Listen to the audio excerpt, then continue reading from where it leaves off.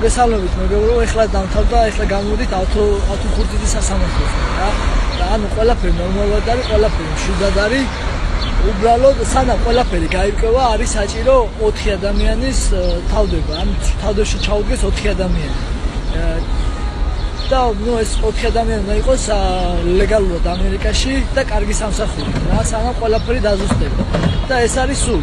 ხვალ იქნება კიდე დღის 12 საათი სასამართლო და კარგი იქნება თუ 4 ადამიანი იქნება ვინც გამოთქვამს სურვილს თავდებში ჩაუდგეს ავტომეხუთიდეს რა.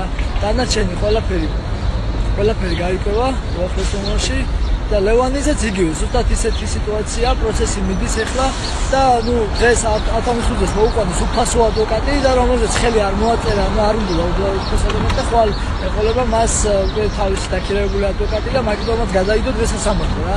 დანარჩენი ყველაფერი მშვიდად არის ისეთი, არაფერში თვითონ დანაშაული თავს არ ცნობს და ნუ დანარჩენს თვითონ ყველანი ნახავთ, რომ ისინი არის დანაშაულები რა, სპორტსმენი ბიჭები.